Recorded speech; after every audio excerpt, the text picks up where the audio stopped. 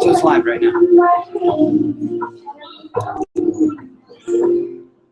Let me see.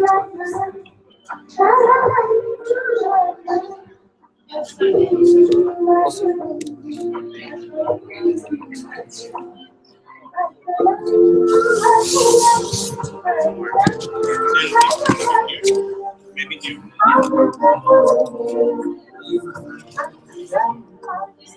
Something like that.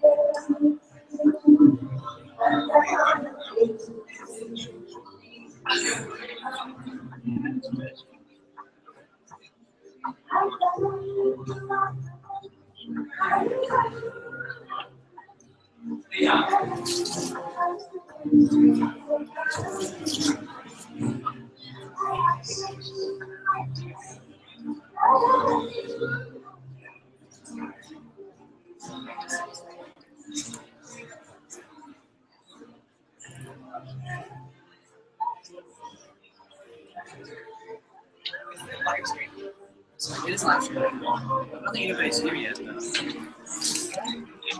don't think anybody's here yet, but it is.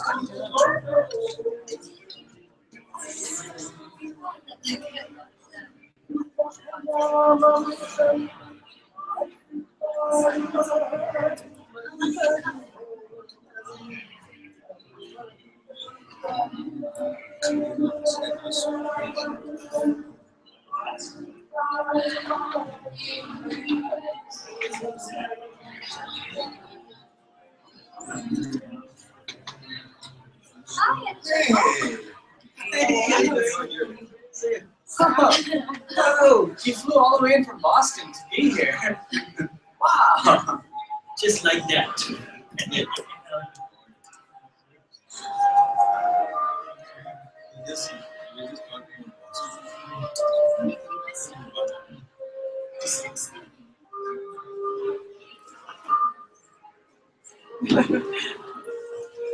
I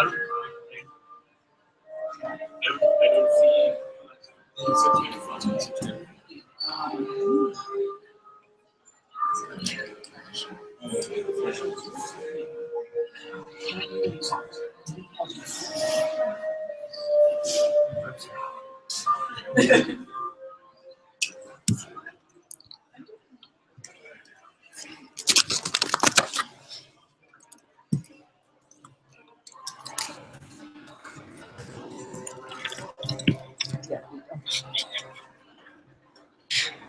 Killing me, Ramakrishna.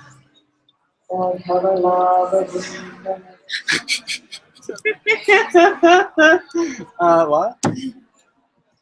Yeah, Keslin's coming.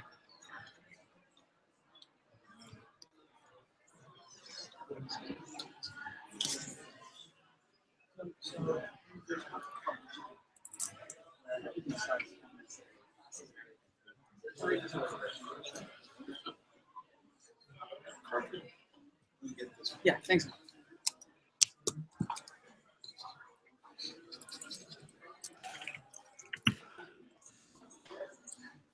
So I'm actually trying to email you some stuff. Hello. Hey guys, my name is Arun. Rocket. Rocket? So, Swami. Hey, what's up? Feel free to help yourself to refreshments. Oh, thanks.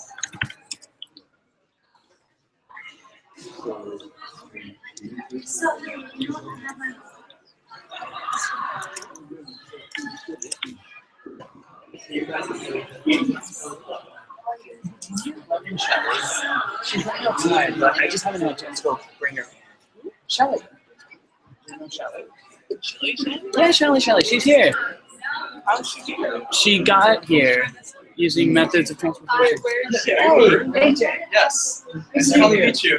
Yeah. How are you doing? I'm doing good. How are you? I'm glad you can come. Yeah, definitely. Appreciated by the sound. It's actually pretty Cool. Yeah, I got Miranda now. You're working on it. Absolutely. Oh, Oh, yeah. a lot of my friends and I are talking about this idea of kind of finding peace again. So it's just funny. You know, the topic. Yeah, absolutely. Pretty good. What about you? Yes. And I'll talk about it in a second. Yeah. Oh, Just getting set up. Just running back and forth. 1 second. That's wrong. Awesome. Thank you. Help yourself to. Yeah, not really. We say it. Oh. And what's your name? I'm Shivani. Shivani. Yes. What's your name? Paru? Paru? How do you guys know each other? We're orientation. Your question? Did you receive it? Yeah. Okay. I'm gonna send you 3 more, but you can just start playing this one right now.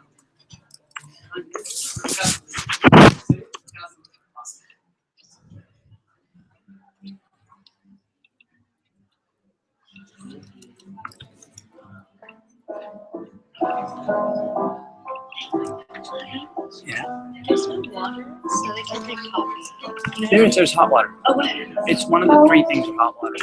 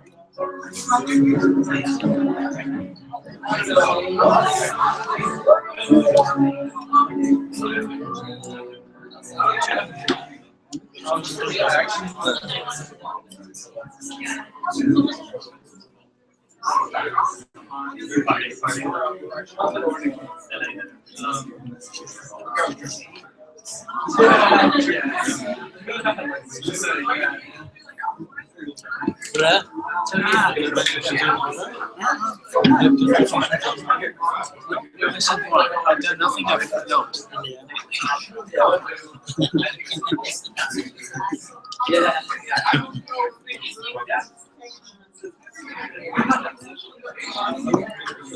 Yeah, sure. Yeah, whatever. Yeah.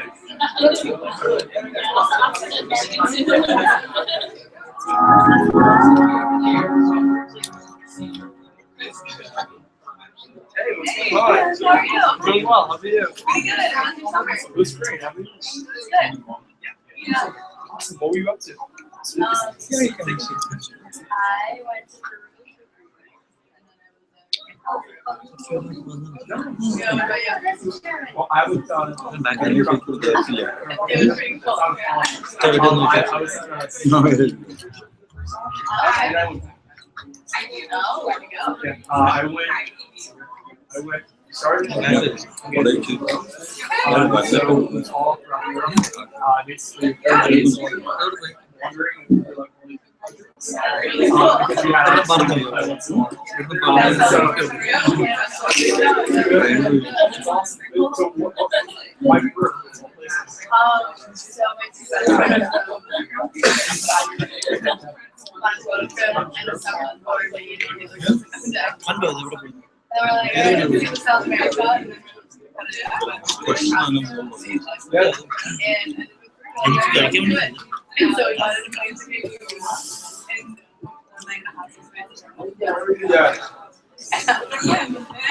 I love it. That's exactly what we did. We absolutely no idea where we were going. That's also what people listen to. It was actually really fun.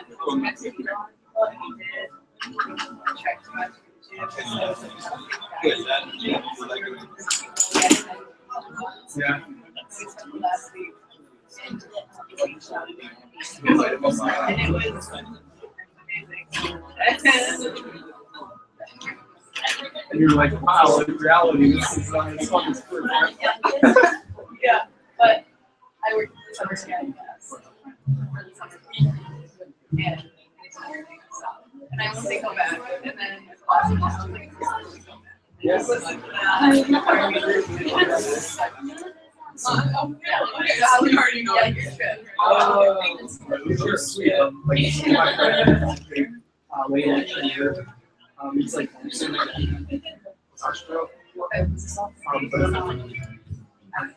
Yeah, I'm not sure. You heard that, but yeah, we don't tell you on the trip, you know, it's and like, it was because we had to do I think that's the whole thing. yeah, it's like we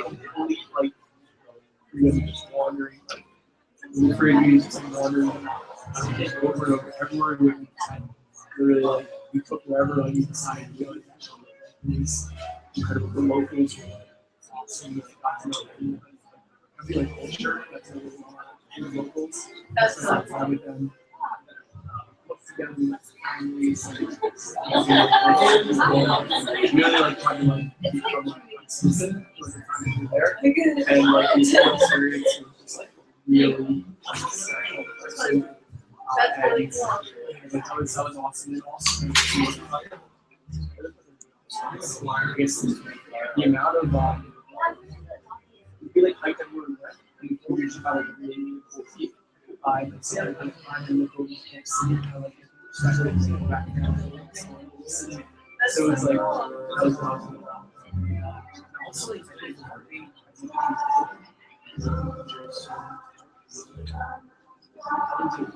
We've been doing, you know.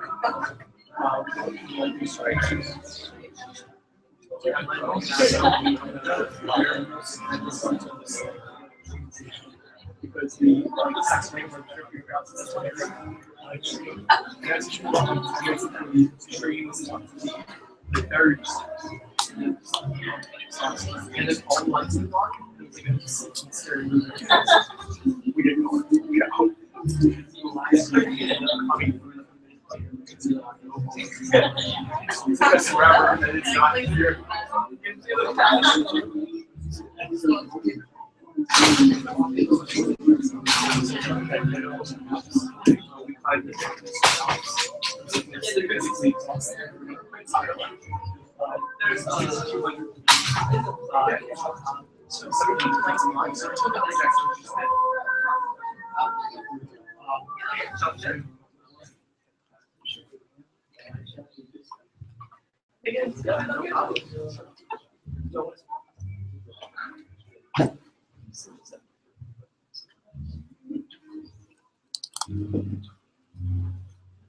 Oh, you don't need a mic, but there's some music outside, so I'll use it anyway. Hello, everybody. Thank you all for coming. I know many of you and some of you are meeting for the first time today, so welcome to everybody. So I just want to give a little background about who we are, who's kind of organizing this, and then we'll introduce the speaker. And you know the topic of today's talk is peace amongst chaos, especially for students because we have responsibilities from many ends. I know some of your PhD students were constantly facing deadlines and stress and everything. So this is a very relevant topic for all of us. So just a little background. So we're organizing it. We're a student organization called IU, and some of us are here from IU. And we do projects that kind of empower ourselves as well as the community. And so we pick projects in these kinds of areas with these goals. And so some of the projects we have happening lately, if any of these are interesting to you, you can always get in touch with me afterwards. I think AJ wanted to talk to me afterwards as well. And we can talk about these projects. So some of them, we're working on some education-related projects. So if you like tutoring or doing some workshops, get in touch with me, and that'll be fun to do. And we're also hosting guest speakers like today, and we'll be having more guest speakers in the future as well. So if you want, you can sign up for our mailing list through me, and then I'll keep you guys informed. My name is Arun. I didn't say that at the beginning. My name is Arun, and also here with me is Paru. So welcome everybody, and then Paru is going to introduce our speaker.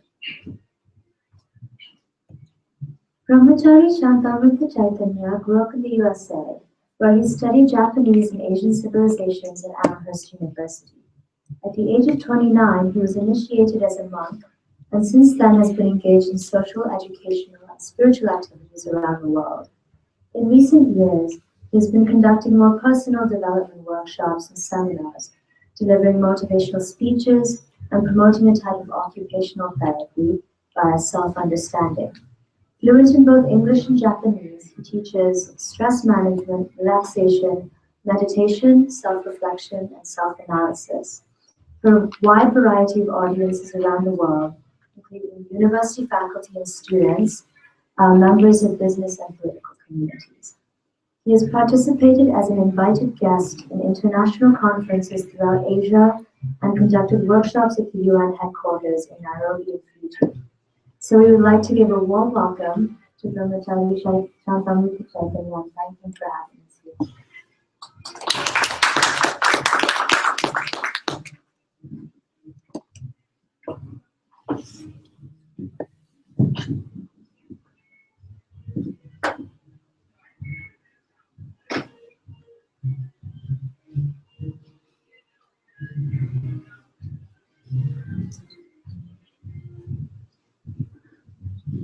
Good afternoon, everyone. Good evening, I guess it is by now. It's nice that they arranged the music for us here. The mood music, thank you. That's nice. But it actually is relaxing. So, I just flew in from Tokyo yesterday, and I was thinking to myself on the flight, in Tokyo, they feel that they have all the stress in the world. They feel they have like a monopoly on the market for stress, so to speak. I was thinking, is there stress in Ann Arbor, in the land of 10,000 lakes? Does anybody have any stress? I was just wondering to myself, because it seems like such a peaceful place full of green and trees and lakes compared with Tokyo. And then I remembered the time that I did something like this in Papua New Guinea. If anybody can find Papua New Guinea on a map, you win a prize. It's just north of eastern Australia. And I went there with the Clinton Foundation, and they took me to first the capital and then to the highlands of Papua New Guinea, a place called Goroka, population 30,000. And we were going to do stress management workshop and also a medical camp for the natives living in the jungle. And I thought to myself, as we landed on this airstrip in the middle of nowhere, it seemed like the most peaceful place in the world. And we went into this room much like this, well, not this nice, but this size, and sat down, and a bunch of local people came, maybe about twice this much. And I said, I'm sorry, I just came from Tokyo. I just have to ask you guys, just to be sure before we start, do you have any stress? And they're like, oh, don't get me started, you know. Oh, I could talk all day about my stress. And I was like, even here, there's stress? I was really surprised, and then I thought, well, there must be stress and chaos everywhere if there's stress there. So Now I kind of stopped asking that question, but I thought I would ask just to be sure. I went to college, as she mentioned, so I know what it's like to have the collegiate stress in America. So we'll assume that you guys are facing chaos and stress in your lives in one way or another. And interestingly, much like, you know, you all, when you're studying in college, you learn about the ideals that humanity sets for itself. And I remember reading different Greek philosophers in college, and you know, this concept of a utopian civilization that existed sometime in the distant past or may exist in the future is something familiar to all of us. You know, we've heard of different mythical or somehow like Atlantis, and then in the future maybe Lemuria and all these different concepts that exist. We've heard of them, but when you look at the reality of society today, it is so far removed from the ideals and the goals that we have set for ourselves that it makes you feel very sad or depressed or conflicted inside. And I remember reading the words of Ralph Waldo Emerson, which may prove to be more prophetic than anybody at his time may have imagined. He once said, "The end of the human race will be that it will eventually die of civilization." Have you heard that? Of course, he was joking. Nobody's laughing, so I'm worried about you taking it seriously. Human race is going to die of civilization. I mean, at the time, it was a big joke, right? When he said it. But if we look now, we're like, wow, civilization may wipe out civilization itself. So we have to really ask ourselves, you know, how did we get here, and what is going on in society right now? How did we create all this chaos? Because, you know, we know that the chaos doesn't come from like the squirrels and the, you know, the fish. It's the human beings. You know, if there were lots of deer and elephants, we wouldn't have any problem. But there's these one species on the planet that's creating all the problem. And I think one biologist said that if all the human beings were to disappear from the face of the earth, the planet would flourish like never before in about 20 years. So we have somehow become a curse to our own home. So we have to figure out, what do we do? How do we get here?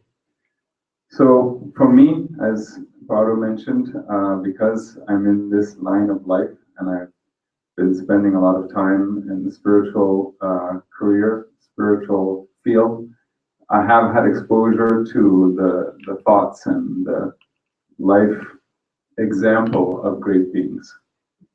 And I've studied pretty much all the religious traditions around the world and practiced within the Indian tradition, just perhaps by coincidence, you could say, because I connected with somebody a mentor who really inspired me very profoundly. So primarily, I can speak from my experience with that person. Her name is Amma, and I've spent 26 years with her. Basically, right after I got out of college, I met her, and then pretty much within a couple of years, I was in a monastery in South India, living in a hut on the shores of the Arabian Sea. So from there on, I immersed myself.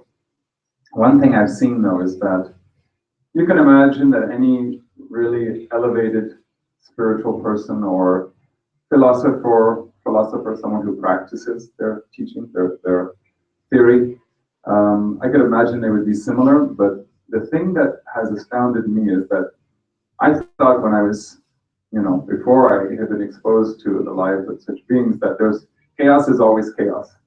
And then if you're in chaos, you have to feel chaos. You have to become chaotic yourself. You will inescapably become chaotic and conflicted within. And then I realized that's not true, because I've traveled with Amma. I have to admit my experiences with her, so I'm going to talk from my experiences with her. You can transpose it into your context, whatever that may be. So traveling with her, there's so much chaos all around, but she remains totally unaffected by it. So it's been a real paradox that I have constantly observed and tried to understand deeper. I'm still trying after all these years, but one thing I can say is that she is an example of someone who's practicing this. So I'm going to be, a lot of the things that I'm going to be sharing are what I've learned through a person who's actually doing it, and I'm trying to do it myself. Instead of just talking about theory, you know, and saying, well, I don't know how to practice it, but this is the theory, and that's not helpful for anybody.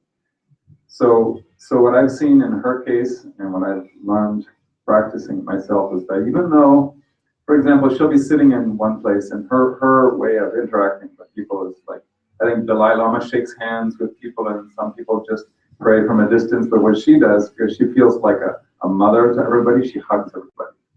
So if she were to sit down, I don't know, somewhere in University of Michigan and just say, hi, everybody come, and then people who are interested show up, she would just hug everybody. And then she would keep going until the last person leaves. And then sometimes that takes 12 hours, 16 hours, 18 hours.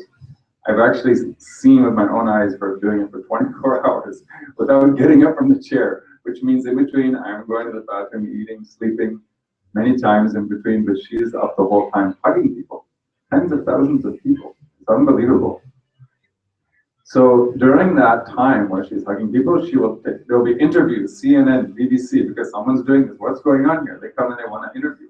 And she'll answer questions to them while they're taking their video. And then people will ask questions. People will, you know, like someone like me will bring a problem to her. And like, oh, I have this problem. What am I supposed to do?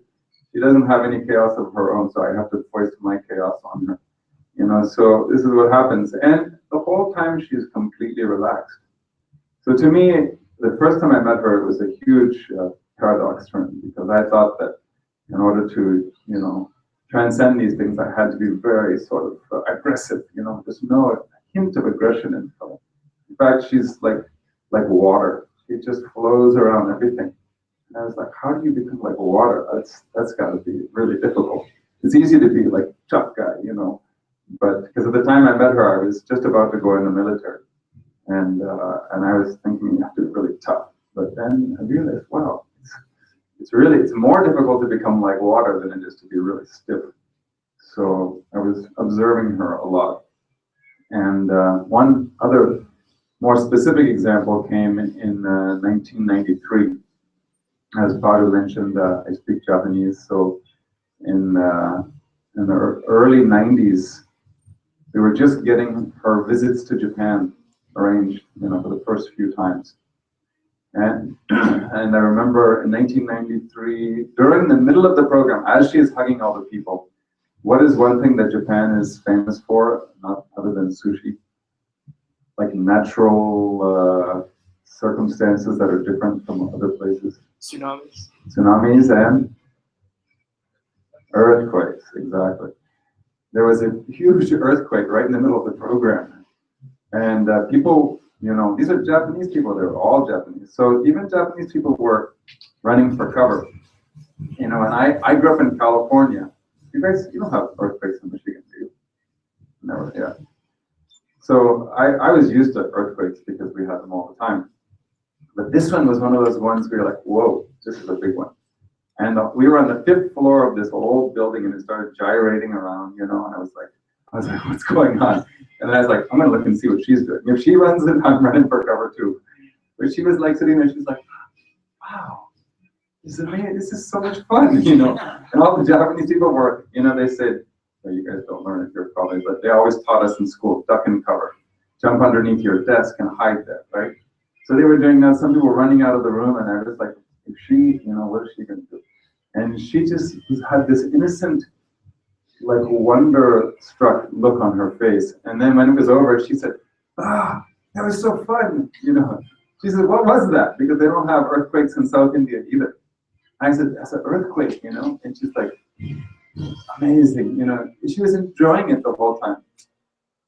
And then I remember reading something in the, you know, the yogic scriptures. You guys have all heard of yoga, but yoga has actually a philosophical foundation to it. It's separate entirely from the whole concept of asanas and the poses. So I had read some of those philosophical texts, and I remember reading something saying that, you know, a great being has a very expansive mind. So when they expand their mind and expand and expand and expand it to the point where they feel like everything is happening inside of them. And to me, it was like, how do you ever feel like that? But then when I saw her lack of any reaction to it, really, I thought to myself, well, if the earthquake was happening inside of me, I would be like, oh, this is kind of cool. You know, it's not, you have nothing to be afraid of. It's like your pancreas or your gallbladder. It's like, oh, just doing its thing. So I thought, wow, that would be, I want to feel like that, you know. And so that was a big teaching for me. And I started to realize that I was working through the concept in my mind in an American way, you know, because that's what I knew. And I thought, so it's not the actual event or the circumstance that determines the effect that it has on your mind. It is the expansiveness of your mind relative to the event or circumstance. Does that make sense? If your mind is very contracted and lacks any expansiveness, even a small thing will feel like a big, you know, disaster, crisis. And then I started working it through in my mind, and this analogy came to me that I'll share with you. So I used to play baseball a long time ago. And so let's say you have a baseball, and you take it and you drop it in a bucket of water. What's going to happen to the bucket of water? Splash. Mm-hmm. Right. Ripples all over the place. Then let's say you drop the same exact baseball into a bathtub full of water. Still a splash. Same exact displacement of water, same ripples, you could say, but bigger bathtub, less impact. You throw it into a swimming pool, big deal. Throw it into the Pacific Ocean, be like, what baseball? Right? So then I was thinking, wow, so same event, like, oh my gosh, I'm late for work, or I'm late for class, or whatever it is.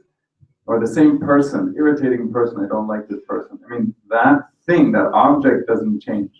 But the impact it has on my mind is totally different depending on whether it's a bucket, a bathtub, swimming pool, or like the Pacific Ocean.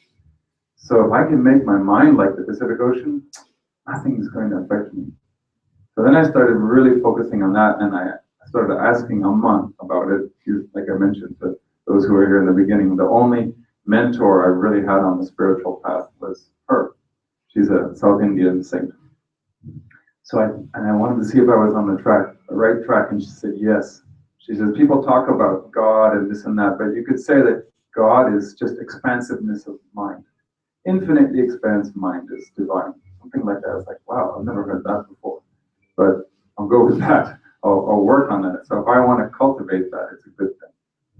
So this is how I have spent many years trying to cultivate that, and I found that basically everybody needs an expansive mind if they want to face these challenges that arise in their life, because you can be pretty sure that the chaos in life is not going to go away. Certainly not between now and November 4th, what is it? And even after that, probably we can assume there's going to be plenty of chaos. And so we can either complain about it or get worked up about it, or just learn how to deal with it, right? And the more peaceful option is definitely learning how to deal with it, because it's another thing that the Indian philosophy says that I learned is that it's just change and chaos are part of the nature of the world. So it's like the utopian theory is not the absence of that. The utopian theory is learning how to deal with it so it doesn't affect you. Because that's the definition of the world, is constant change. You get attached to anything in one name or form, you're doomed to suffering, because it's going to change. The body, people, the government, the economy, everything. So we all have problems in life, and big ones, small ones, and we tend to think that everybody's problems are different, but this is one problem that everybody has to deal with: chaos and the stress that comes from chaos. And we don't have to just call it chaos. It can just be life, because like we said, the world is chaotic by definition. If we're waiting for the world to become, the chaos to go away, what Amma says is, it's like saying, I'll go swimming in the ocean when the waves stop. It's like you just can't enjoy swimming in the ocean, because Lake Michigan is one thing, but in the ocean there's always waves. So you got to learn how to swim in the waves, then you can enjoy it. You won't drown. So assume that the world is going to have lots of chaos and lots of change. And then you have to learn how to swim in that ocean of the world that has lots of waves. So because everybody has stress, that's one main problem. That's why there's so many stress management seminars out there. It's also why I don't like to call it stress management, because I look at it in a different way. I know there are people who teach a lot of stress management seminars and get stressed out in the process. They make a lot of money, but they get stressed out. Oh my God, I'm late. What am I going to say? Like, okay, let's look at it a different way. What we can say is that, like I said, it's not the situation that causes the stress or robs us of our peace of mind, but it's how expensive our mind is, right? So any given situation can potentially become a problem, but only if we don't know the solution, right? If you know the solution, it's just a situation. It's not a problem. Let me give you a little example. Let's say you're sitting in this room and you're thinking to yourself, you don't know what time it's going to end. You don't know when this guy is going to stop talking. You don't know if there's going to be any food afterwards. What's going to happen to me? I don't have any money. I can't, I'm in trouble. This is a problem. But if it's the same situation, you're sitting in the room and you know it's going to end at 7, there's food, you have money in your pocket, you can also go buy food if you're hungry. So, you know the solution, same situation is not a problem. So the problem of quote-unquote stress is that we just don't know how to deal with it. We don't know how to transcend it. It's not that there is no solution. Stress is only a problem when we forget how to deal with it. And when we talk about expansiveness of mind, it means managing your own mind, managing yourself. So self-management is the real solution to stress. If you can't learn how to manage yourself and your own mind, then little things, very little things will get you upset and make you stressed out, and you're going to see that in your daily life when you start paying attention. A little thing just makes you get so worked up. You ever do something like that? Right? And we may notice it easier in other people. It's like you just comment on their shoes and they get all upset, or it's like the bus is 2 minutes late and they get all upset. So today I think we could do a little something that might help us understand ourselves better, so we can manage ourselves better, so that we can manage our stress better, right? And be peaceful amidst chaos. So I'm going to do a little exercise to engage you guys a bit here. And we're going to project something on the screen. Just hit B and it'll come back.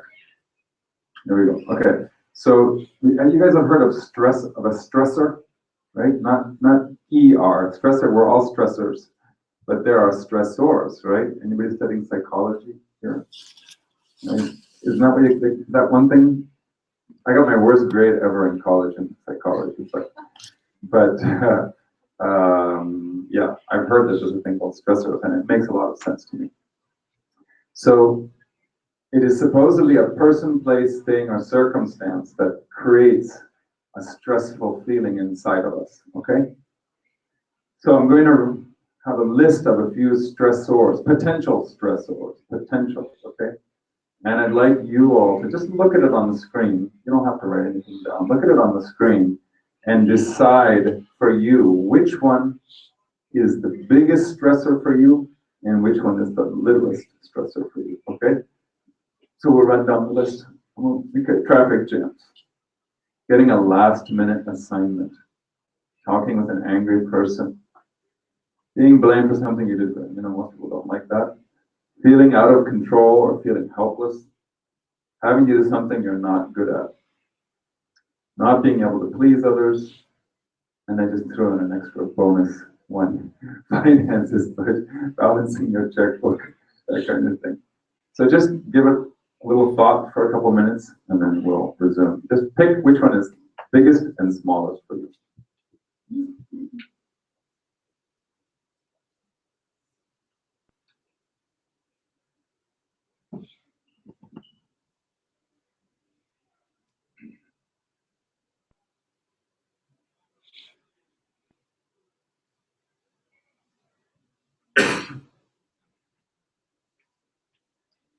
Okay, Did you guys choose? I don't want to make you stress out by learning. It's not that difficult, right? You know yourself. I hope you know yourself well enough to know which one. Anybody want to go first? Just share real quick. We'll hear from. Yeah, this many people, we could do it. Anybody want to share? We just go clockwise. Yeah. Well, I said E is my biggest, feeling out of control and helpless, Yeah. and A is my smallest. Okay. Anybody else? Yeah. Having to do something I'm not good at is probably my biggest stress. So, Okay. traffic jams, I'm okay. Okay. You guys, do you have traffic jams here? Oh, after the games, you're right. That's what I heard, yeah. Okay, anybody else? Yeah, I would also say having to do something I'm not good at. And my least stressful would be maybe talking with an angry person. okay. Yeah, I'd say feeling out of control and helpless is my most. Not being able to please others, though, is probably the least. okay. Because it just happens a lot. You're used to it. Yeah. Yeah, you're used to it. See, you learn to deal with it. Okay, a couple more people want to share? Nothing stresses you out, right? You're beyond everything. Yeah. Should I pick a random person? Anybody? Pardon? So I agree with feeling out of control and helpless, but also quite high up is getting a last minute assignment. And then traffic jams. Okay, how about somebody who's totally different? These are sort of similar. Anybody felt like, that's weird, because the one that made me stress was none of the ones they just mentioned. Anybody out there? Yes? For me, the most stressful is being blamed for something you didn't do. Being blamed for something you didn't do. Okay. How about least? Not being able to please others. Not being able to please others. Okay. All right. Interesting. So the point of this is to show us that even though there are some similarities, what makes a person stress out and not is totally different. Each person has, I remember, one guy was like brought almost in tears thinking about having to do budgeting, and it was, I don't know where it was in the world, but just finances, like, that's the last thing I want to do. It's so stressful for me. So everybody's different, So it shows that if that same thing doesn't cause the same reaction in everybody equally, it means it has nothing to do with that actual thing. Does that make sense logically? If it is inherently stressful, traffic jam, some people, like in LA, road rage, they shoot each other over traffic jams, right? So if traffic jams were inherently stressful, then it should be the same effect on everybody, but it's not. So it shows that it is inherently in our mind. Yes.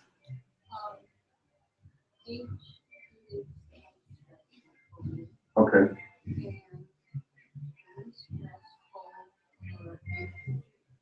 A through? Wait, did you say A through? A.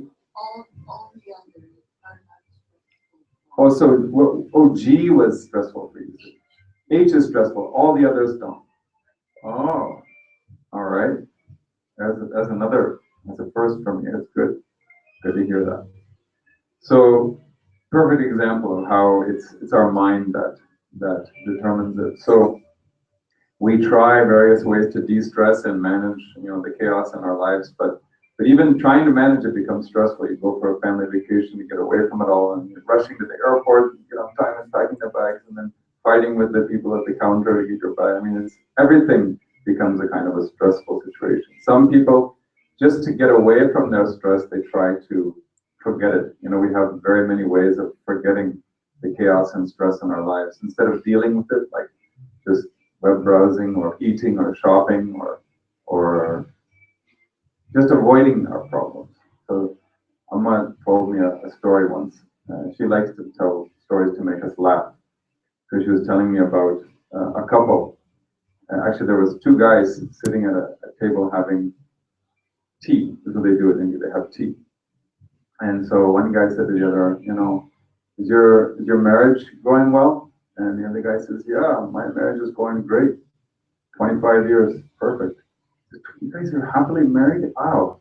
My wife and I fight all the time. And he said, well, what's your secret? He said, oh, you should do what we do.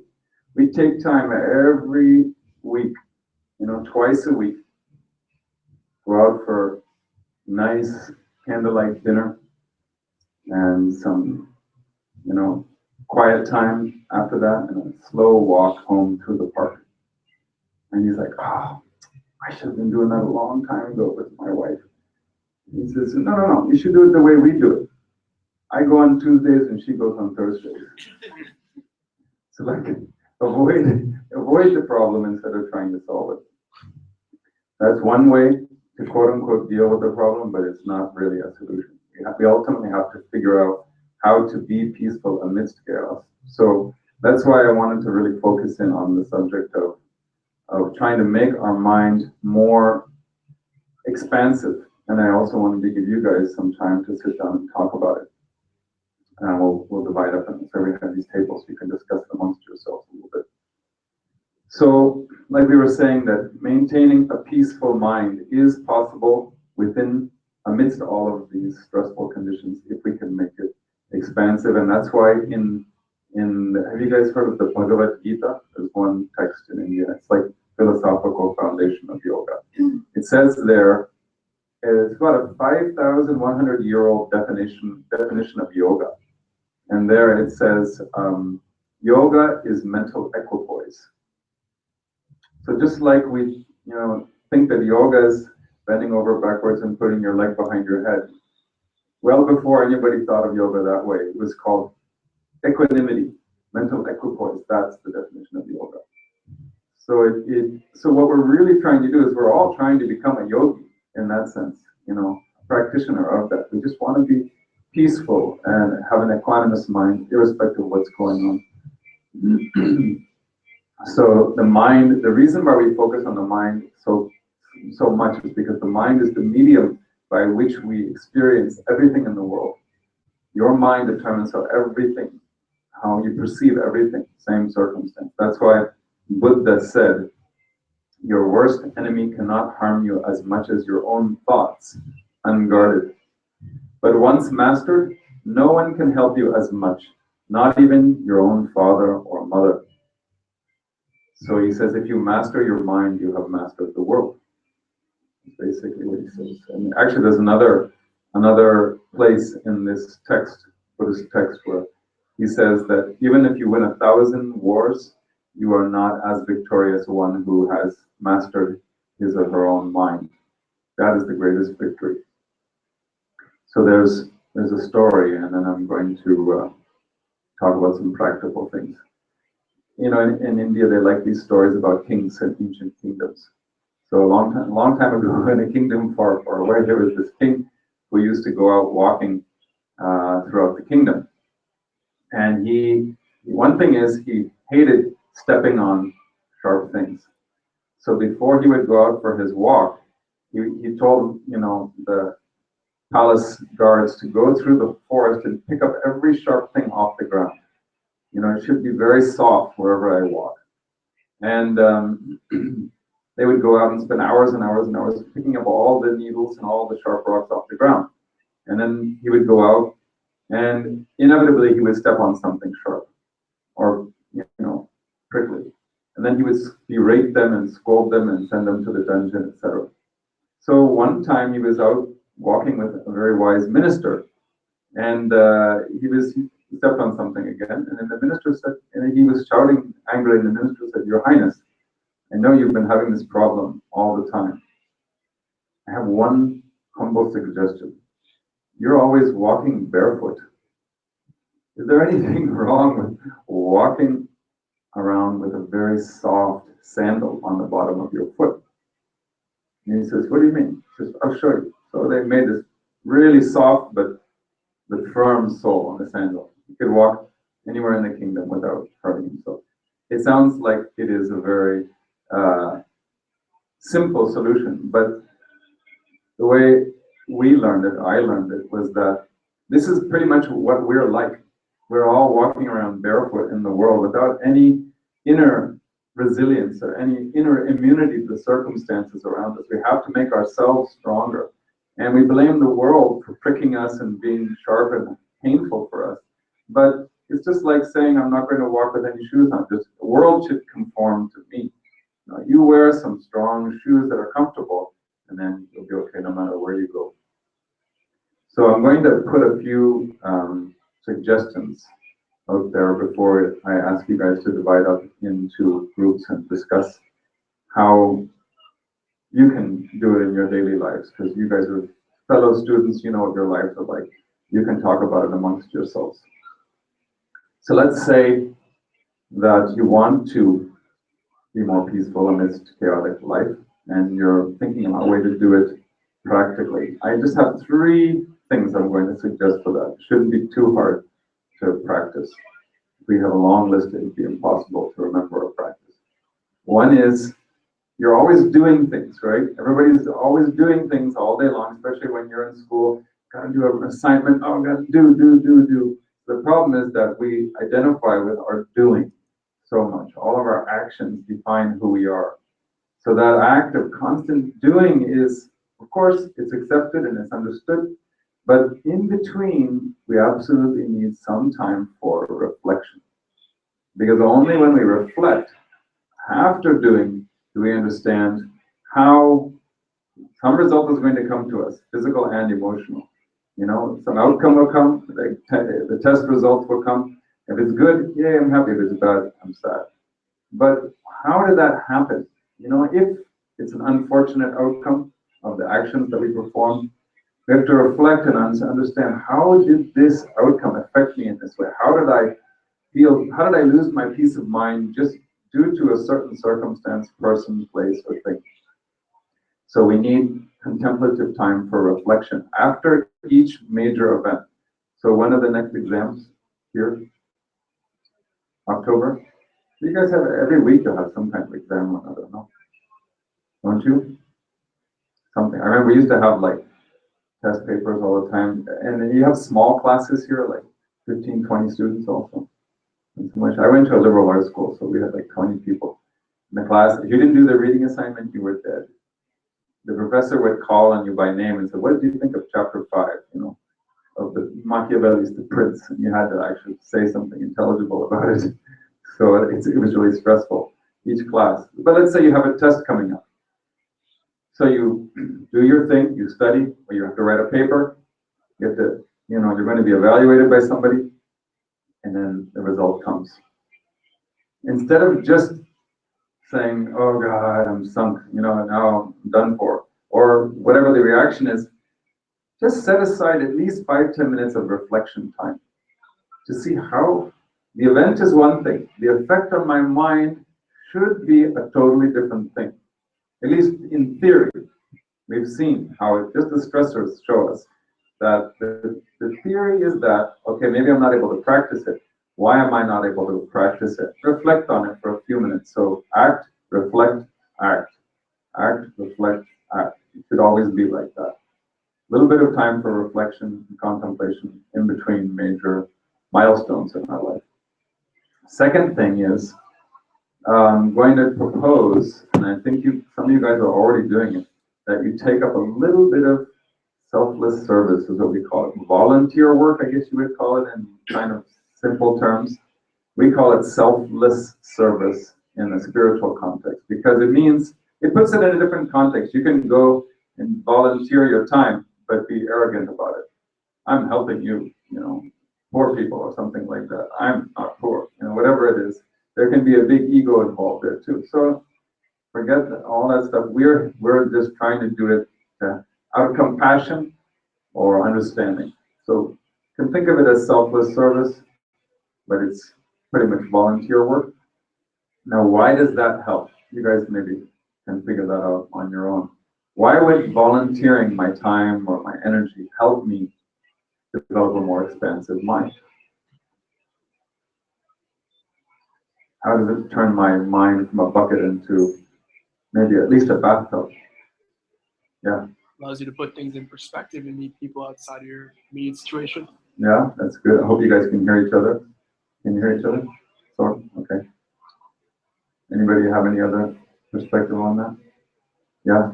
Oh, yeah, go ahead.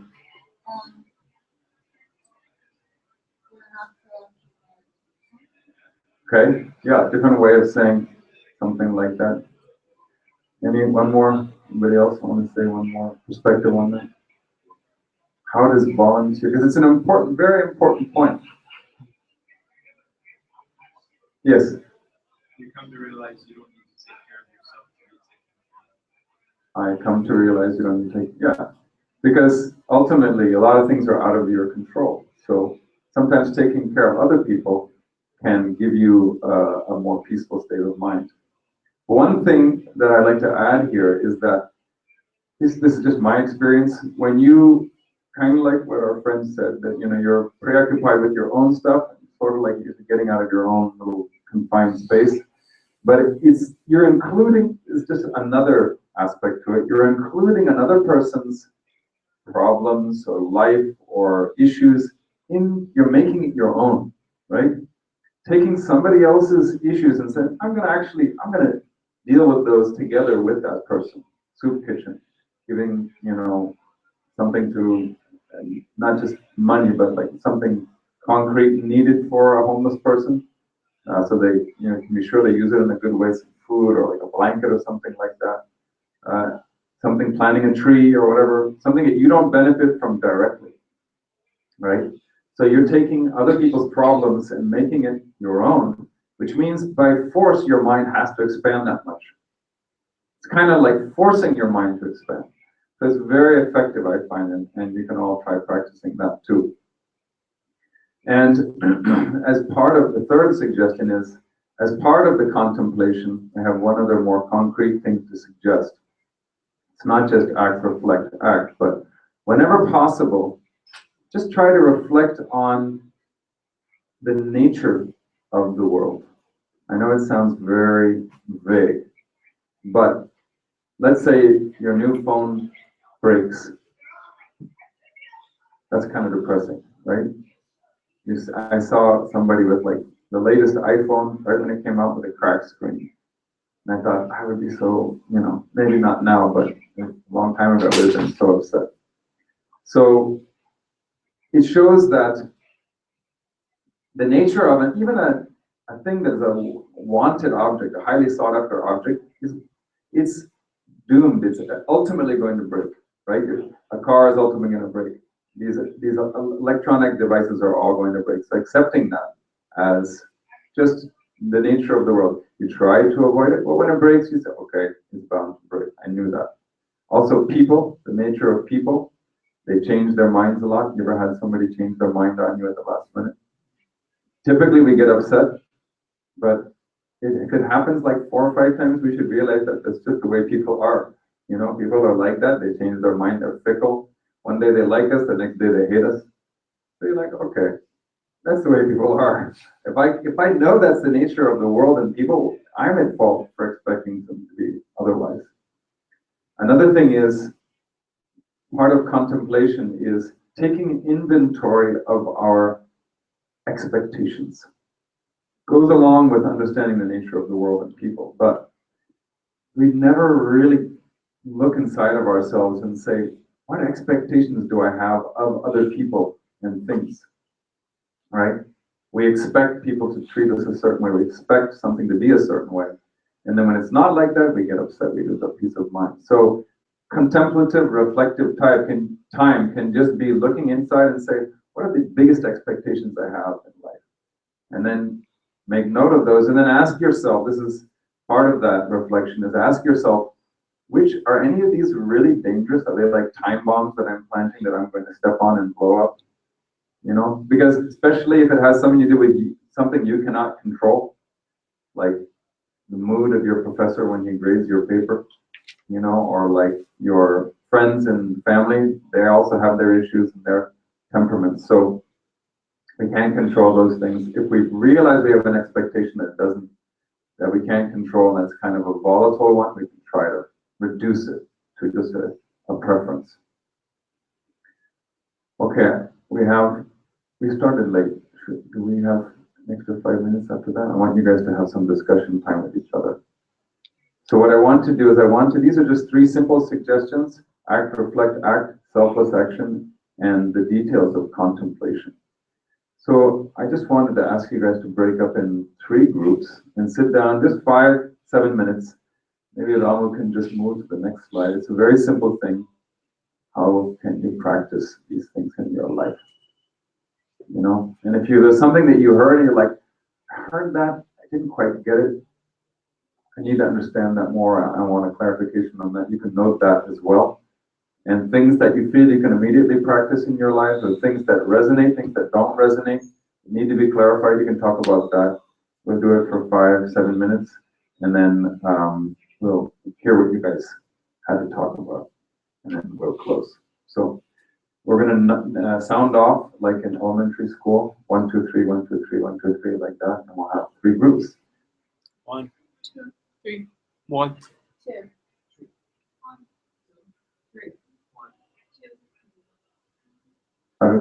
1, I'll be 1. 1, 2. 1. 3, 1.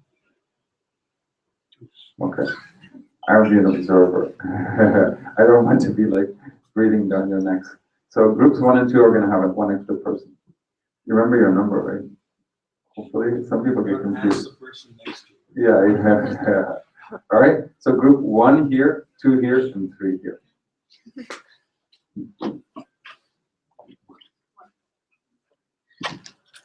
Arun, you have the marker. Did you guys get any really like earth-shattering? No, just any ideas. Just write them down here so you can share them later. We'll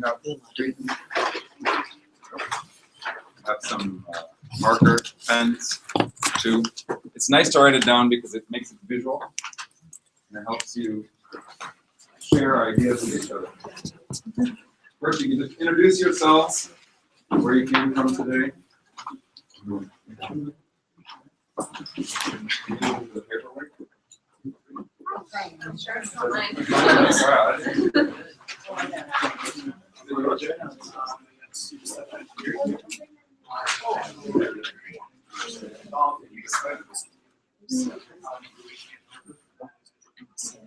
Everybody just it's good to have one marker for each person. Go online. Okay. So they Yeah, they can see you. They can see, huh? So I'll get my headphones. Can they hear each other? I don't know. What is this? YouTube link. YouTube live, but I wonder whether they can hear me, or whether I can hear them. Yeah, they can hear you. They can hear me. All right. But I majored in. So where?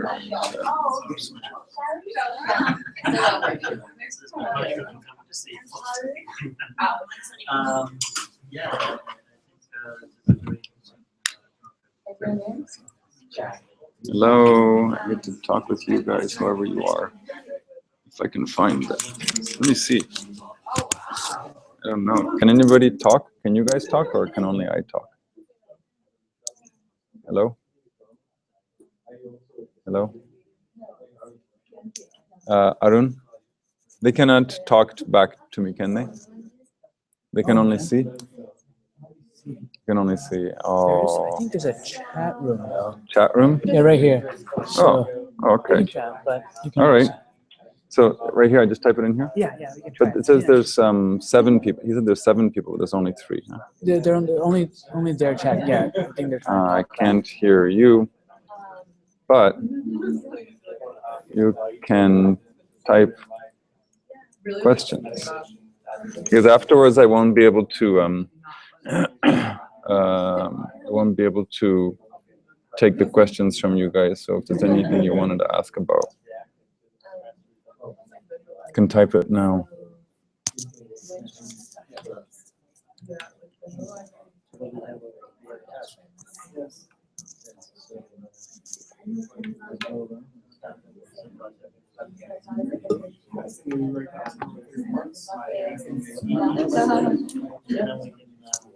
Some people are watching.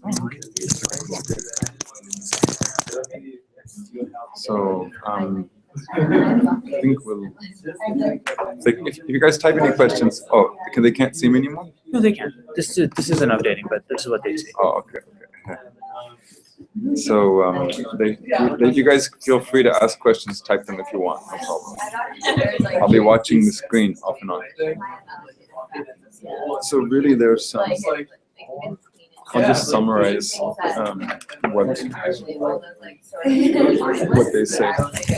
What time? We're starting about 6:10. No? Yeah, we started about 6:10. So we'll give them about 2-3 more minutes, 5 more minutes. Yeah, I think we started at 7:05. We need to ask them to share with us what they came up with. Yeah. And then we'll just I've read part of it. Yeah, that's where I got it. Actually, I just realized but a few things that strikes me out. you guys think of any obstacles, actually, you can also write down what are the main obstacles. Then you can, if you want to address individual obstacles and how we can face those too. I've accepted communication. So I think the meditation.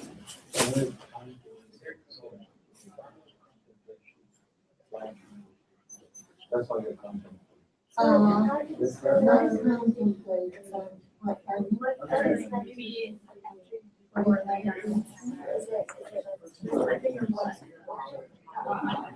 Yeah. So whatever you think.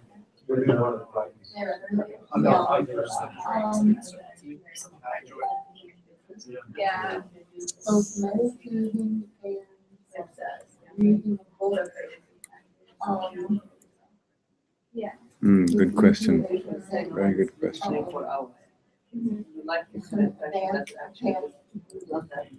Yeah, people want to like compare. And I read through it, and then one day, I went to read again, and I kept reading through it, because What I want to do for and sort of like why. and meditation brought me to practice. And so I'm no longer about Understand everyone else's problems and help. so I do believe So I feel that like the things that I can't I'm at a stage where I'm excited to do those things and I don't want it to become like once it becomes like sort of clear. I don't want it to and I be think stressful. that should And like to feel like you have like at a certain point like have everyone else's problems and that's good. It's so hard. So I think like I feel like Yeah, just share that. you have to like separate yourself. Oh yeah. Right. I can talk. The total level would be, so you see the internal, more, it's your own inner world, and you can also make a difference in the total peace and harmony of not only the political and social realms, but also the natural kingdom. Our mental vibrations, our thoughts reach nature. So making your mind more peaceful and harmonious is the most effective way to make nature more harmonious. It's much more powerful and potent. But at the same time, we can't say that and then, create lots of garbage and chop down lots of trees. So in a practical sense, we should also be practicing it in like our daily lives. For example, natural environment issues would be practicing recycling, practicing planting trees. Most of the things that our youth is already doing.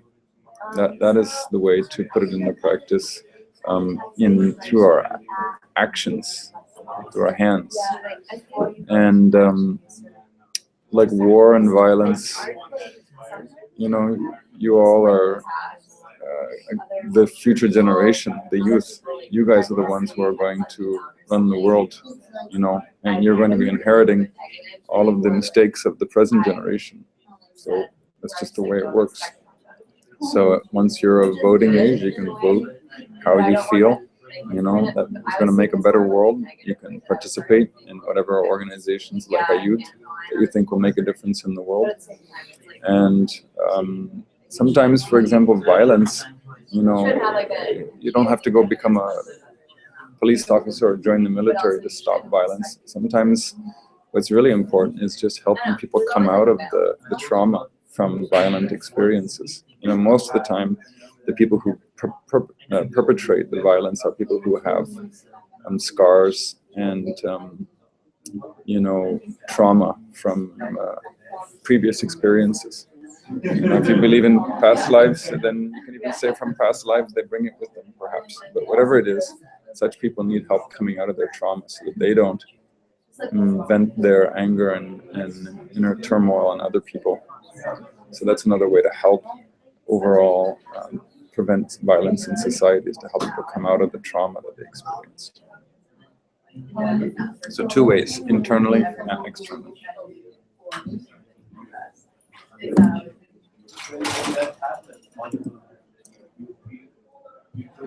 I'm conscious of the time. I know you guys are probably you're just having fun. I have all the time in the world, but I want to be honest to the schedule too.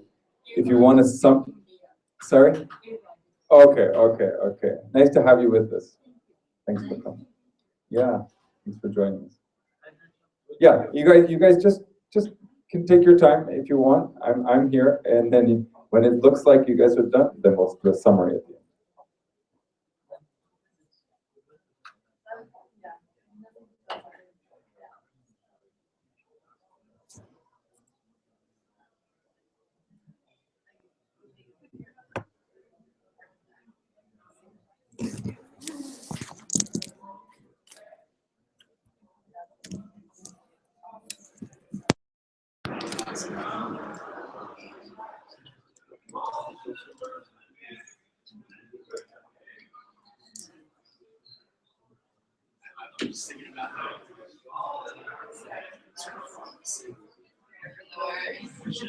Asked you a question, I would probably say it's distinctly our answer.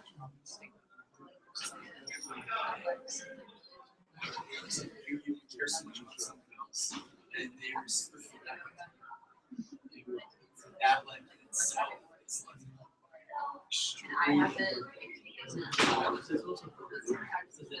Yet, but I do. I'm practicing yoga every day. I meditate, and it's still not hard for me. But I found that especially with morning, I have a day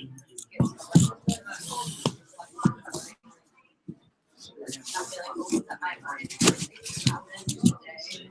Before I just wake up and start at it,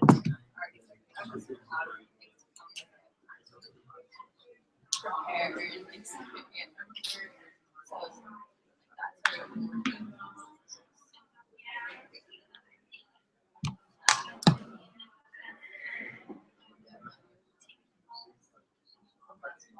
So like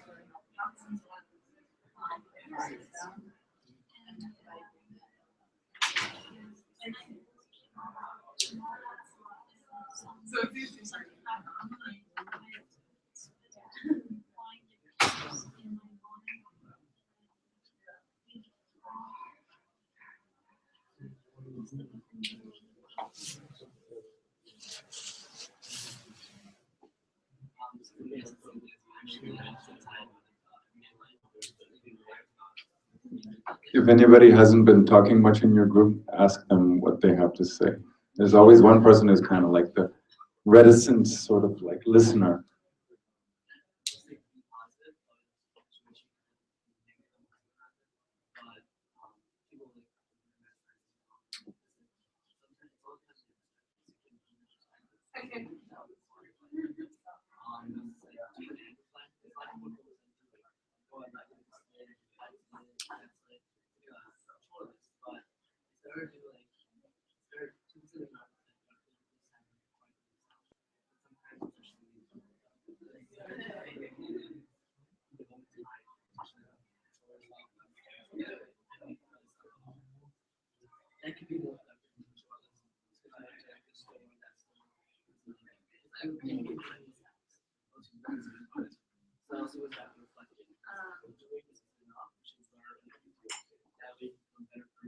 found like with every experience online.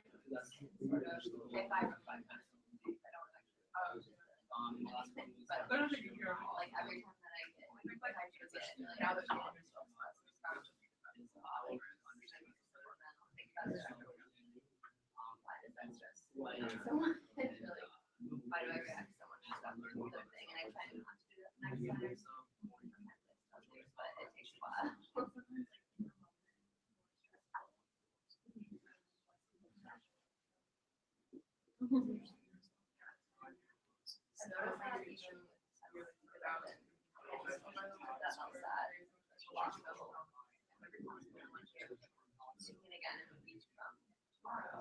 And like after the first time I got it, like you don't find out your score for a month after. So I was just going through that one that I had that time to reflect on what God did before I saw my score. So I like prepare myself for anything.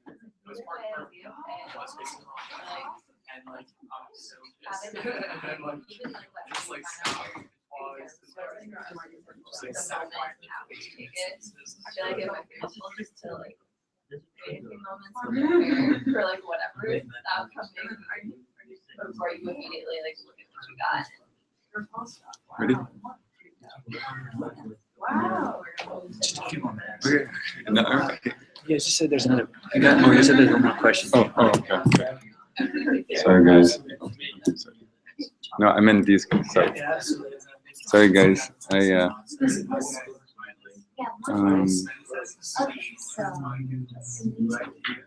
Oh, Chandan's there too. Wow. Okay. Let's see, I had Chinese generation. The question that has come, we assume that there's a higher trend. I think it's probably true.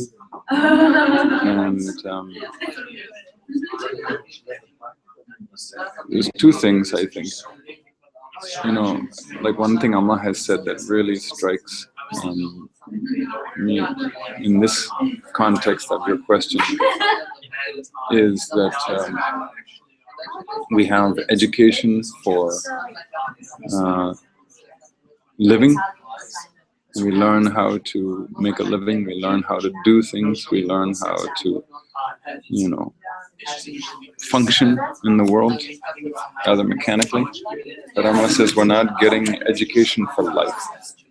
So education for life is the most important thing when it comes to peace of mind. Because when it comes down to it, how you perceive what you have is going to be determined by your state of mind. So you could have everything in the world and still be miserable. And we hear stories like that all the time. So, but how to be peaceful is something that we just don't learn in school today. And I remember thinking to myself when I was in college once, it was a very late realization, but I was too young before that, to really think of it. Teachers were teaching us how to analyze everything. So they were stimulating our intellect and our mind a lot, which was good. But at one point, it occurred to me that I was analyzing everything, completely nonstop analysis of the world and the people around me. And then I thought to myself, I can't stop analyzing. I can't stop thinking. I can't stop, analyzing everything. Even if you see a flower, it's like, what is that flower made out of? How does that smell come? Where does it come from? We can't just be. So I thought to myself, no one ever taught me how to stop thinking. No one ever taught me how to stop analyzing things. So it's like what Amma says. She says, if someone sells you a car that only has an accelerator but no brakes, then you're gonna be in big trouble when you start driving that car. So this is what our educational system is like today. We have an accelerator, but there's no brake on the mind. So there should be some kind of teaching in the educational system where people learn how to stop their mind, not just rev up the engine. So that's the way to deal with the stress and anxiety. Maybe you guys, the younger generation, will figure out how to integrate that into the educational system and into the society for your kids. You know, when you have them, it's not too late. You guys can change things. My generation, you know, didn't do such a good job of that, I don't think. I hope that answers your question.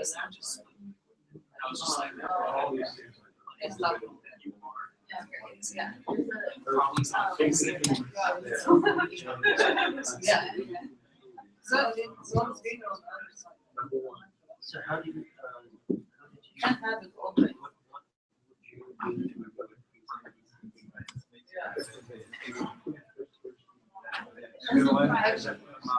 Actually, you know what? Yeah. That's one reason. That's one of the reasons I don't have Facebook.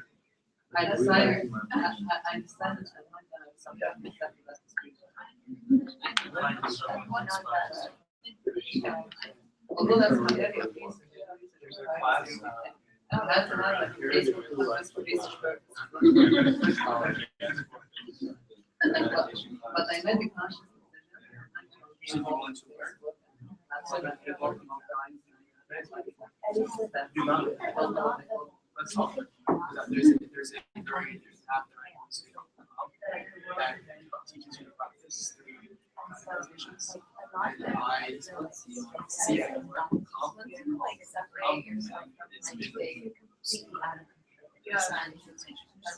So what Especially right now, it's so practical. I'm a big kid like and some people like went out right away and making 6 No, figures. it's actually Smaller, whatever. Like that. I think that's eating like something that's bigger than sounds good.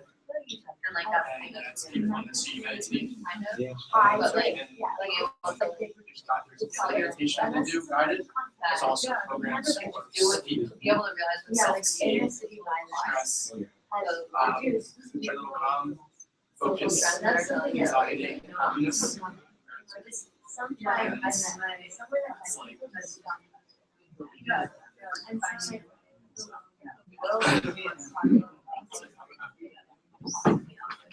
I think learning meditation, learning and teaching you have as a it's good, nice to learn. You like it?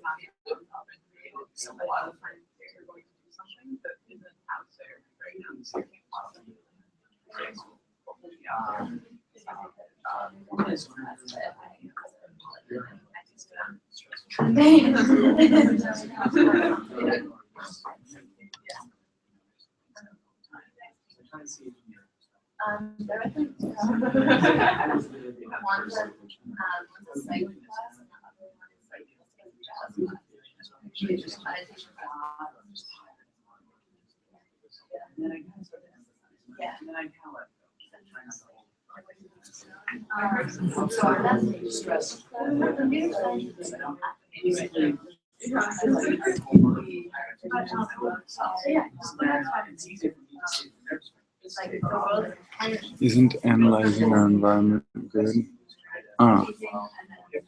Analyzing the environment around you, right? Analysis and discernment are two different things, right? Discernment or viveka buddhi, right, is something that comes into, it functions when it's needed. So, for example, if you want to have proper awareness of whether something is good for you as a human being growing in life or not, you know, is this thing good for me or is it bad for me? Yes, you need discernment. You need viveka buddhi to see, to ask yourself and come up with the proper response internally, that this is a good crowd to hang out with, or this is not, or this is, you know, this is not harmful to my spiritual growth or my growth as a human being, or no, I think this one actually I don't feel like I should be doing this because it's going to make me miserable and I'll lose my peace of mind. Those kind of internal judgments are what we mean by viveka or discernment, discrimination. It's not really analysis. It is the analytical process or the intellect applied internally, right? So, but I was talking about the external analysis. Are you guys good? Are you guys good? Or you want to keep talking? You can keep talking if you want. Huh? What do you think, Arun? Just about done. You're just about done? Okay.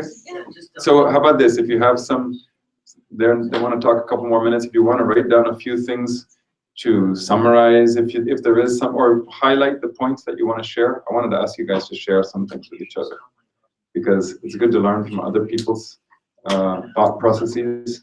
So maybe just highlight a couple things from what you came up with, and then you can share that with the rest of the group. You can't share everything, right? So let's share like 1 or 2 or 3 things.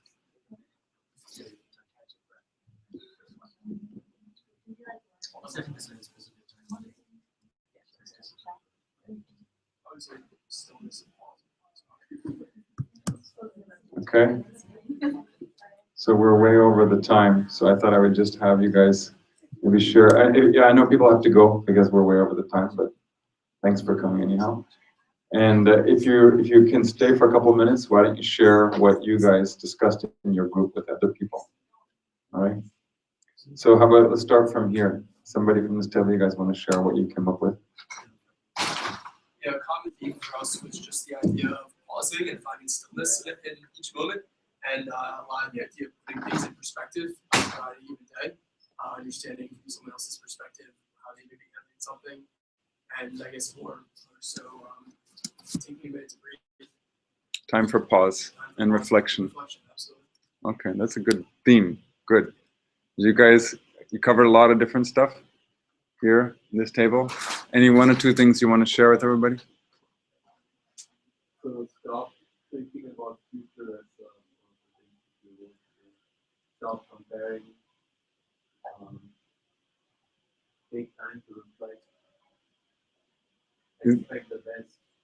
Prepare for the worst. Okay. That's flexibility, mental flexibility. Okay, thank you. And then this table? Something that I really like, Alex, you just had to read, but he said, so you really like what he said about the baseball bucket versus ocean, or not for the ocean, but the swimming pool maybe for us. So visualizing that expansion and then checking in with ourselves at certain times, certain events. How am I reacting to this right now? Am I bucket or Yeah. Okay. Another one we had was analyzing our stress itself. How much of it is fear of failure or uncertainty versus Right. Okay. Sounds good. You guys are teaching yourselves and each other, I can see.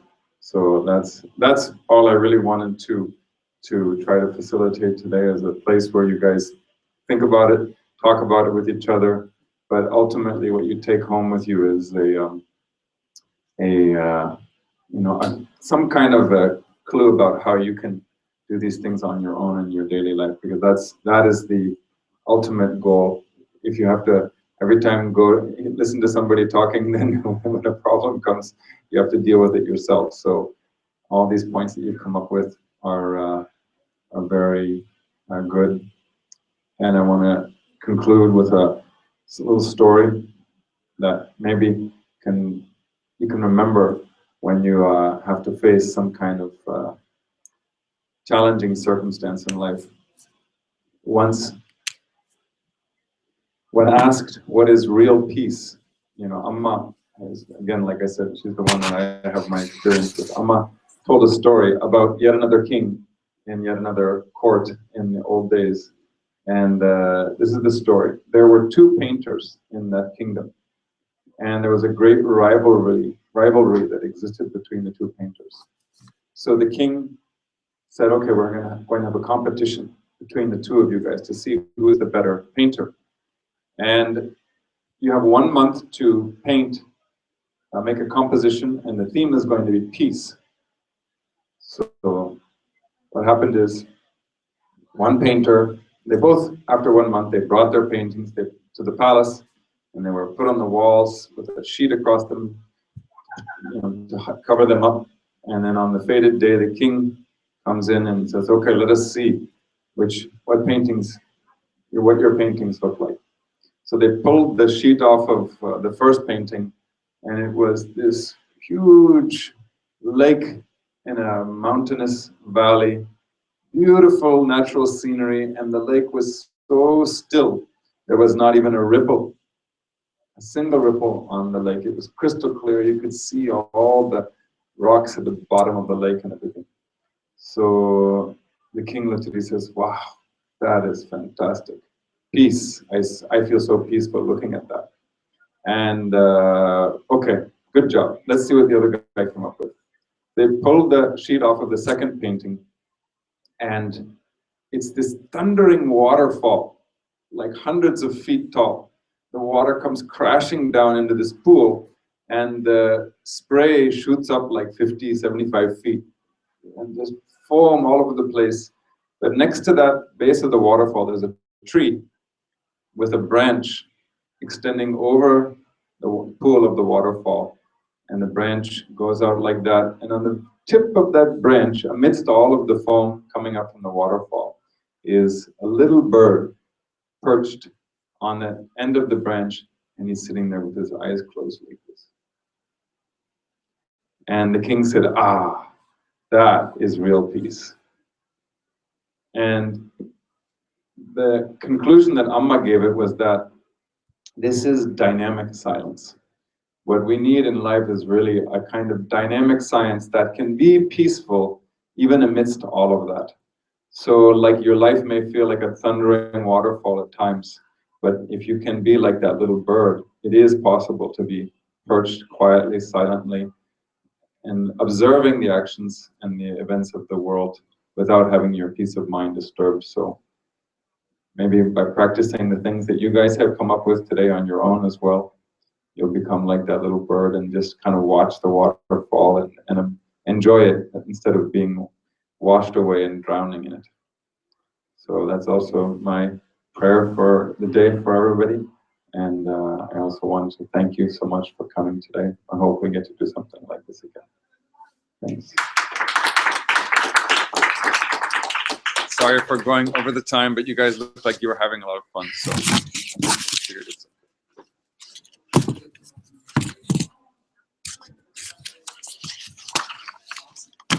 Yeah, you want to take photos of each other's papers, please do. Share your findings with each other. And then you can come back and revisit it after some time. Send it to each other after a couple of weeks and see how you're doing with your own suggestions. Yeah.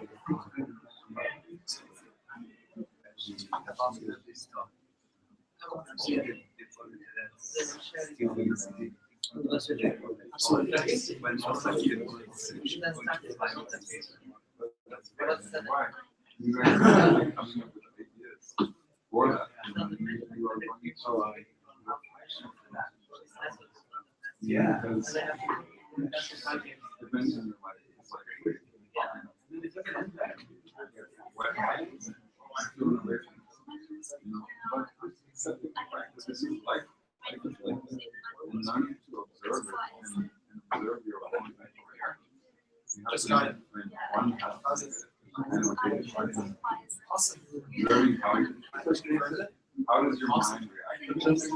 Thank you. You're the only one that knows. Now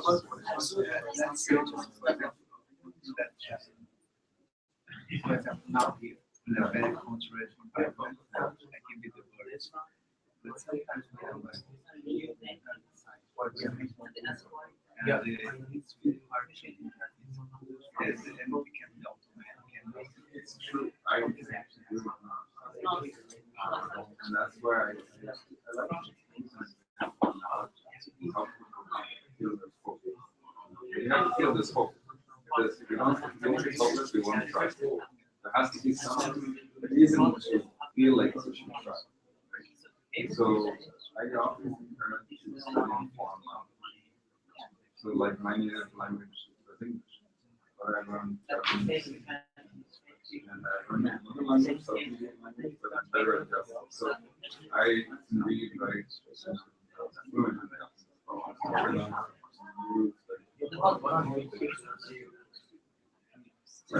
So what happened when you first started learning, like when I was learning Japanese, it's not that I'm talking really, repeating what I was learning in textbook. And then when I went to Japan, I was studying abroad, I had some Japanese friends, and they told me that I was speaking correctly, but they said it sounds like a textbook. They said that's not how Japanese people talk. I said okay, so then how do I learn how to talk properly? And then they said us. We're native speakers. So I started hanging out with only Japanese speakers. Talk like that. So are we keeping the right company is one thing, but also you slowly start absorbing. What's your mother tongue? Do you dream English now? Yeah, that's the after 1 year I start forgetting some Yeah, so what I found is that I used to dream only in English, but then when I was living in Japan, I started dreaming in Japanese sometimes. And then if you hurt yourself, like in English we say ouch, comes spontaneously, but in Japanese they say ite. So like I'm waiting, poke myself. So it's not like it doesn't require action or it becomes spontaneous. But initially it requires it. Then that language becomes part of you, permeates your and just like Portuguese, say before you started studying a foreign language, when you were younger, there's no way to separate Portuguese from you. It's just part of the substance. But now that you once you learn English, you don't separate. But now it totally feels like it's part of you. And eventually, you won't have to think. So it's like that. It requires effort. Ultimately, it doesn't require. It's like riding a bicycle. It's more simple. And first, you have to try really hard to ride. Then you don't even think while you're riding your bicycle. Some people have no hands and talk on the phone. No, it's like that. It does require effort. So if you sit there and this is too far away. Okay, come back. Well, there you go. And I thought like, should they want that? Because when you run away, you become weaker.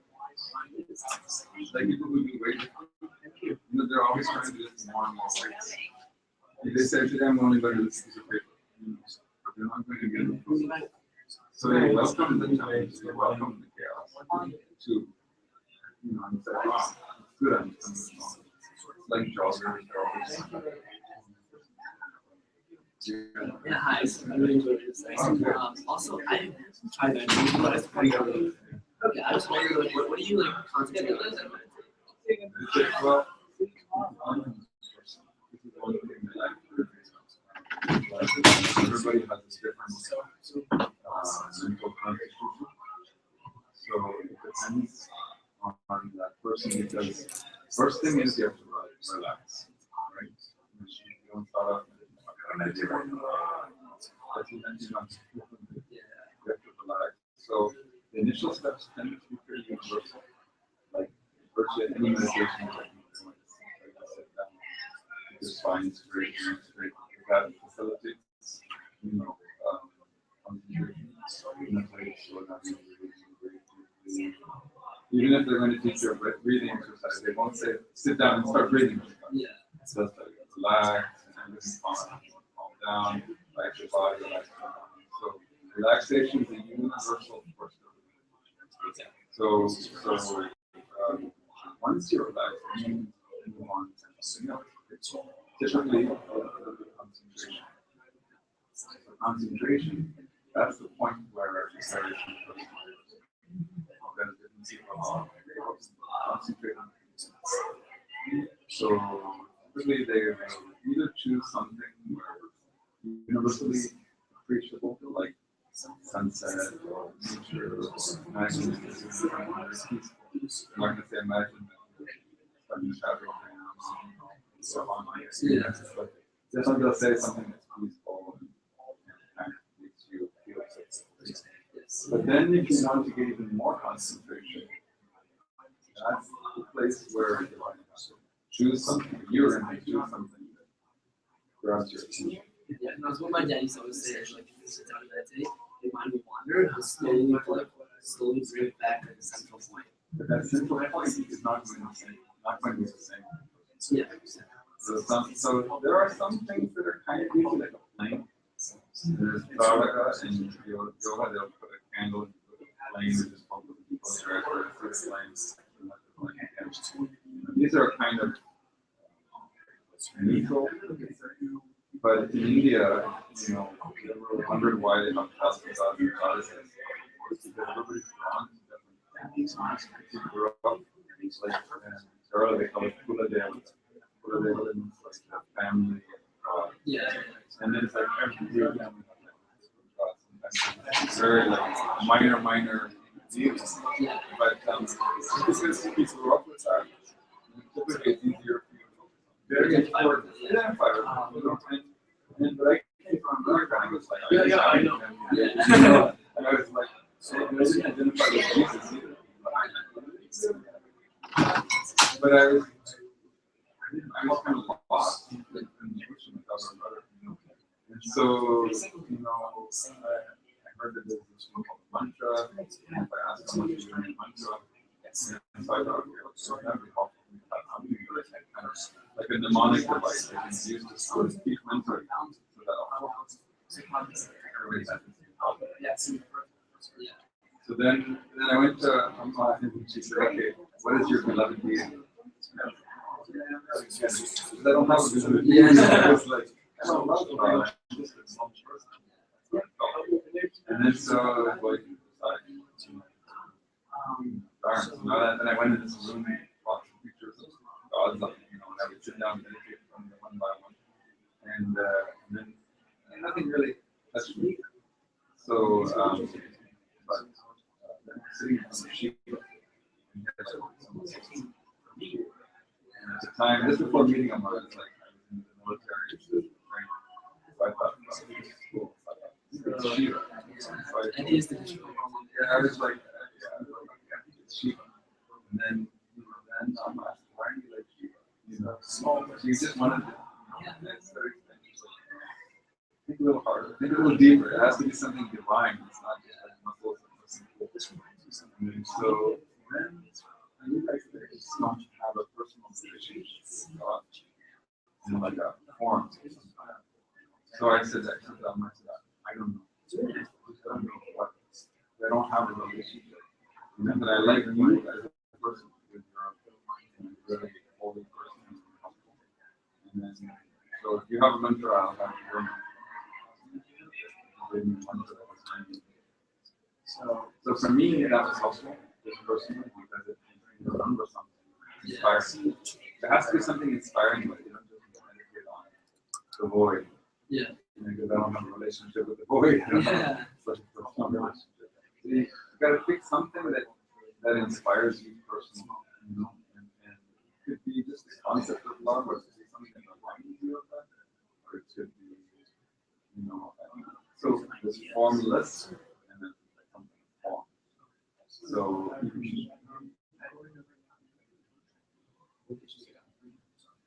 Yeah.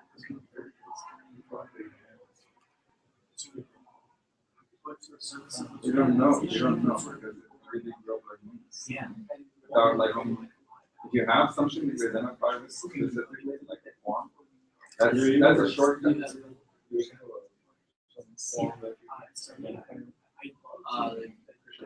Oh yeah. But do you feel that? Have you had this kind of Yeah. If you feel that much, but if you don't, you gotta feel something inside of you. And that's the important thing, because when you love something, your mind goes with didn't have fun. So I thought, I was lost. And, I had this connection with Amma. So that helped. Fantastic. But you could have formless ones. Yeah. It could be like love or anger, compassion, light. These cultures, especially the Westerners, they start off like that. And then they find something that means more than that has a form. You have to choose a form like that, yeah, and visualize that. Because then you have love for something. You could be even the face of someone. I'd love to teach trick people, is but it's not in they're a symbol of shared power. So like let's say someone really loves, typically you can visualize the person you love. And then you start like that, just to get concentration, keep your mind from running around. You see that person and you say, I love this person. Absolutely, I love them. I love it. It's like exchange every aspect of my life, and I think Because that person was 3 years old at one time, and I wouldn't have felt that. really is like a Get ten of grandma, grandpa, dead, practice. and then what happens? It's like not the body, but there's some power that's shining through that body that makes you It's like the best thing in the world. feel this. So, So you I'm meditate? focused on that power, but through that's what's making you feel good. Right? So it's something that a symbol you can focus on. So you pick that, and then when the mind wanders, you can go back and visualize something like sunset, or you can visualize something that's a little more universal.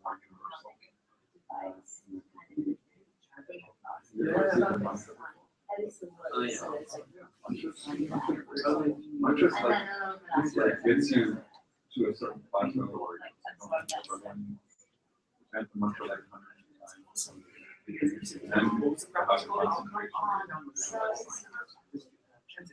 Thank you. By the way, which part of India was that? Kerala. Kerala. Part of Oh, Tamil Nadu. part of Chennai. Oh, yeah. Okay. I'm from, like, you're you're here. Thank you. I really appreciate it. Well, I'm talking actually very interesting. It's like what you're describing is very much like an important link in mind that people can find mindfulness. Like things besides it. Got a lot of people songs like here on the side of the room. Appreciate it. Philosophy. Yeah, I'm all with new friends. We're making friends now. No, it's good. It's good. I wish I had things like this when I was in college. I was thinking about all kinds of things. I just couldn't even have any like really good circle of things like that. You guys are like, I think people, am I wrong in seeing that people are a little more perfectly America has changed. Well, actually, interestingly, so I've just moved to Latin at Harvard. They implemented some sort of Mindfulness. yeah, they had like a meditation position. So it's like different. Yeah. It's more receptive. So yeah, it's like it's less aggressiveness of feeling. Well educated in terms of access to that information. It's like usually others. Yeah. Being able to do those sort of things. Just learn. America has become so much more, like, I don't know, for lack of a better word, like heterogeneous. It's just like mixture of things. It used to be when I grew up in California, it was supposed to be like kind of blending a lot of things. There wasn't a single Indian person. There were a few African Americans, a few Latino or Hispanic Americans, a few Asian, like Chinese, Asian and Chinese. And maybe like one or two. But it's like 85+% white. And so just that itself, and now the whole place, it's an expensive neighborhood town. So now Do you have one? No, I grew up in the area. So, it's like only Indians can go to the Silicon Valley. Yeah, So, of course, and it is like it's the gentrification. yeah, gentrification. I mean, and so I just even when I was growing up, nobody had a clue. We didn't even know what yoga was. Like, not to mention the philosophy of it. Yeah, so you guys are lucky. You have a lot of stuff. It's good and bad, you know, because one hand you want to connect, on the other hand you have more control over it. So it's like my friends that are the game generation, the video game generation, we're the first generation to ever be able to choose who we interact with and have control over those people. From our friends on Facebook to our friends on the video games that we play with. I think it's a lot of affirmation bias. I think it occurs with like just people surrounding themselves with people who affirm their own beliefs, affirm their beliefs. I think there's a lot of behaviors because it's lacking social. It's understanding, which leads to hatred. We were grammar system. But here we were like just doing it in the analog version of that. Because you have a circle of friends like 10 guys, you know, and you all just basically confirm that you're okay and you're doing the right thing. And just, as long as you all look alike and act alike, everything's okay. Yeah. Anybody's a little different, it's like, well, not okay.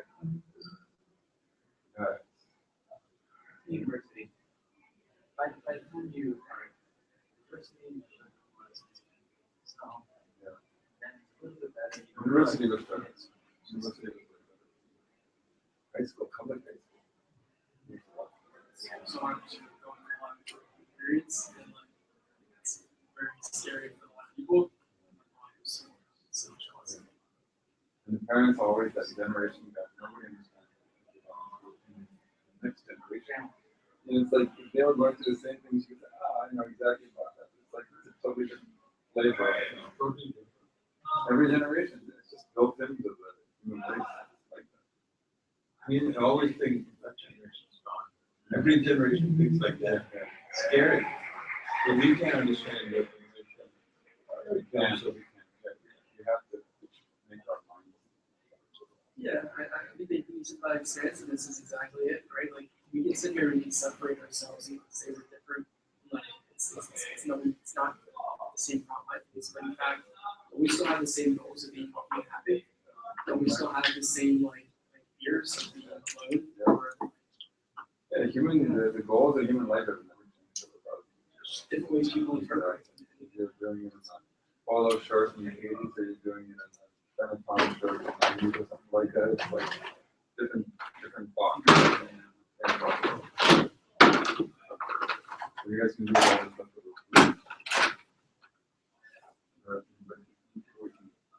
AJ, would you like a platter of vegetables to take with you? I actually would take it. Honestly, I don't want to waste this. Yeah, you're welcome to take it. Yeah, do not take it. Yeah, Okay, it's a lot of, yeah, why not? That's all yours, man. So where did you learn your meditation? I use Calm, which is an app. So Calm taught me how to meditate to CLF. It's absolutely fantastic. It is like the practice is very like applicable, like very much theory, like very much applied. And that I'm going to do taking from there's sort of